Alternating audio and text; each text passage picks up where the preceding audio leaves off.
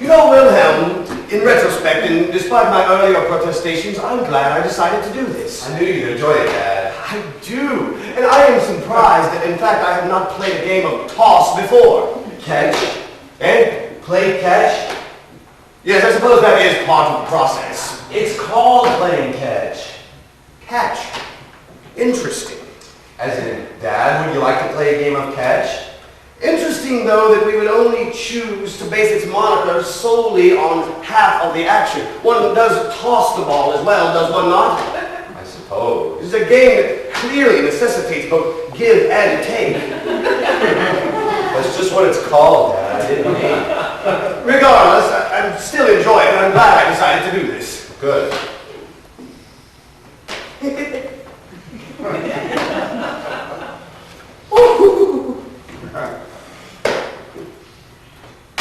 Hypnotic, is it not?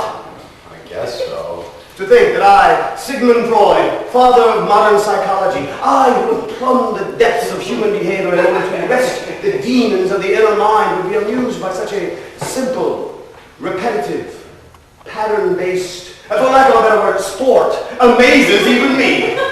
Well, it's good to see you out of the office for once. Precisely. I sometimes wonder if there's a world outside my office doors. It's here, Dad. It's always been here. I know, and I should have done this years ago. 10 years ago would have been nice. You would have been 10, no? 8. Ah, 8. What an age. Undiscovered, no, unrequited libido. The later pre-eminent stage. A kid, Dad. Most people call it being a kid. Most people have not contemplated a comprehensive analysis of civilization and its discontent. I have never been most people. Most people don't lock themselves away while their children grow up. Most people are accessible. Are you angry with me? No, I'm not. Too bad. Most children would be. I wonder about your health sometimes. Will you just throw the ball? The ball. Yes.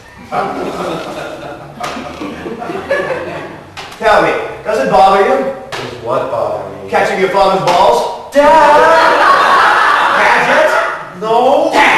Should I be? Should I? I asked you. Seeking my approval. It's just a question. I'm listening. No, I asked you. You know the answer. Will you stop playing mind games with me? But son, that's what I do. You're not at work. Well, look, the beauty of my work is that I'm constantly redefining it. You're avoiding the question I asked you. You're repressing your anger at me. I'm not Anna. You're not Anna. Angry. I'm not angry. Ah, parapraxum. A wee slip of the tongue. It doesn't mean anything. It could mean everything. Can we just play? Of course. I hope I haven't offended you. No. If you're mad at me, you can tell me. No thanks, I don't want to talk about it. I'm beginning to get the feeling that you have less than the utmost respect for the work that I do. Why wouldn't I? You've written a lot of books. I have. I have done that. But will it all last? My books, I mean. The history of my work, the fruits of my labors, the markings I have left on the trail of this new, undiscovered path. And they will come after me, I am sure. Yes. Discredit me. Disregard my works as the inane, prolific ramblings of a self-serving man. I wonder why. And only after they have burned my books and called me a fool will they realize that I was aware of my own fallibility, that I set myself upon the altar, their sacrificial lamb, that I let my wisdom be shorn upon their ruins, and not for my own sake, but for the sake of science, this brave new science. And that's where you come in. You of my family, you of my fantasy. Have I neglected you? You're asking me? Yes. Why? That is the question. Why? In my desire to raise my theories, I feel at times, and without meaning to, I might add, I may have neglected certain issues, personal issues, like you. So I ask you, my most imaginative son, have I denied you anything but the most sublime existence? I don't know. I don't remember you. And therein lies my answer. Are you disappointed in me? How could I be? You've answered my question. I have not been the father I should have been, as you were not the son I hoped for. What?